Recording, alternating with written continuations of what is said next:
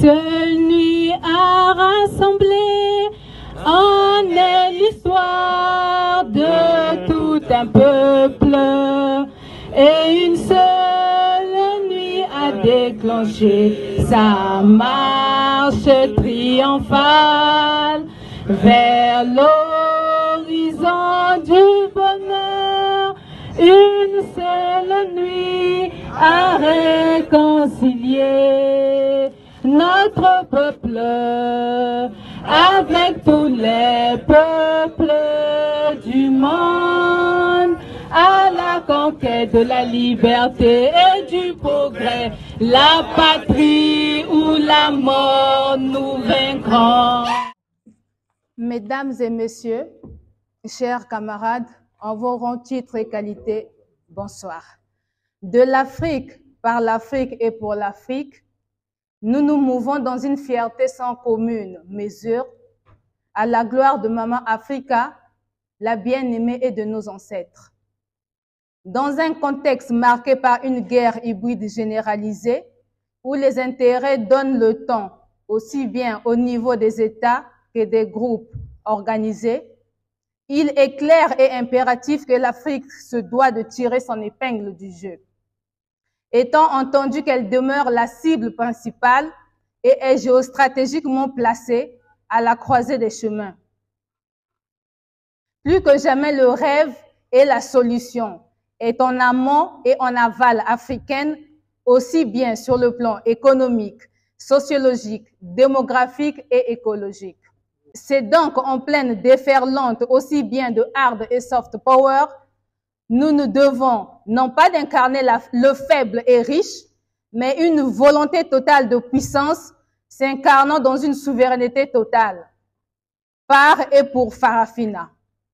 Nous sommes dans une démarche panafricaine au-delà des nostalgies permanentes et pleurnichéries pour non pas sauver l'Afrique, mais le monde, pensant avec certitude que le panafricanisme est une alternative au mondialisme messianique, techno-décadent, macronien, métatronien de l'homme déculotté pour aider le monde à mieux se porter par une approche du commun vivre en respect total avec la nature, les droits de l'homme et durable, pour ne pas dire écologique, dans un contexte aussi bien endogène que mondial, marqué par une hypertrophie des institutions nationales au profit des forces obscures, bien organisées, qui, dans une déferlante violence, prennent le contrôle de la capacité à décider.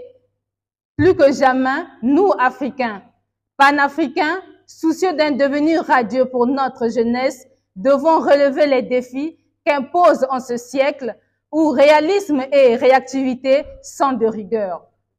C'est dans cette optique commune et d'un commun accord que nous, panafricains, structures panafricaines, dans un élan égrégorien dénommé Marcheurs de l'unité africaine, nous avons décidé à la suite de la marche Dakar-Bamako, soutien au peuple panafricain et frères du Mali, à la suite des sanctions illégales et au-delà du respect des procédures imposées par la CEDEAO et évidemment par magnificence de la volonté de souveraineté malienne, de poursuivre dans cet élan de diplomatie des peuples en marchant de Bamako à Ouagadougou.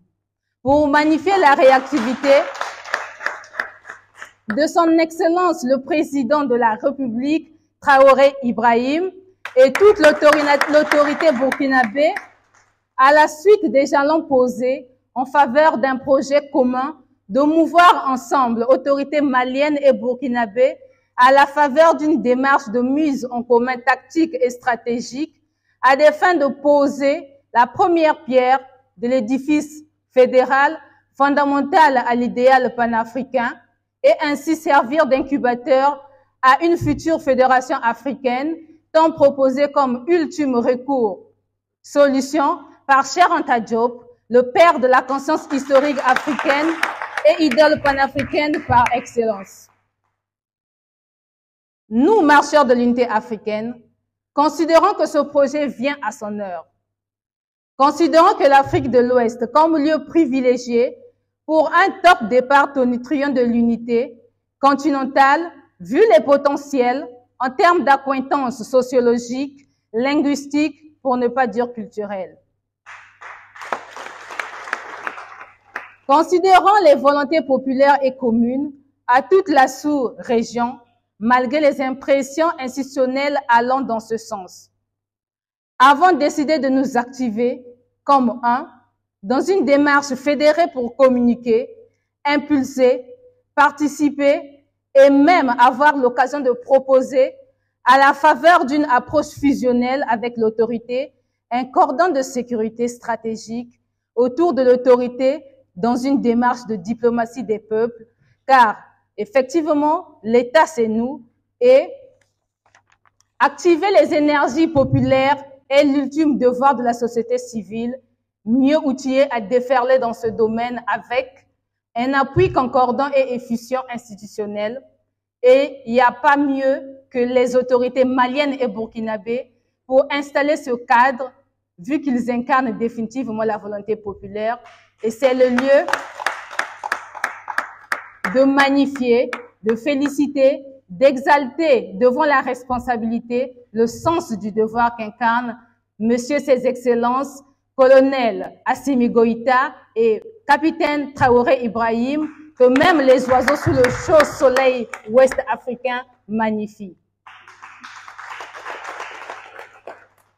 Considérant être apte physiquement et mentalement prêt à réactiver la conscience collective, nous avons décidé de nous engager physiquement, moralement, mentalement dans cet élan de générosité qui nous est offert.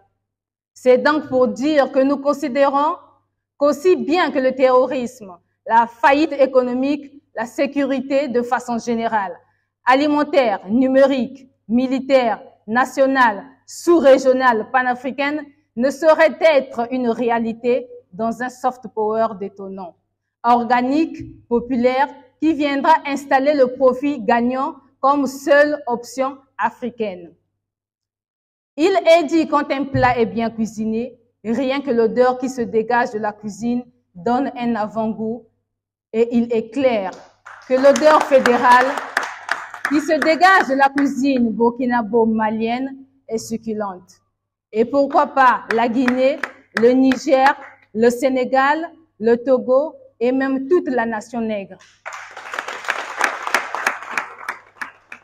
Vive le panafricanisme! La patrie ou la mort? La patrie ou la mort? La patrie ou la mort? Fait à Ouagadougou, ce 22 mars 2023, les marcheurs de l'unité africaine. Merci.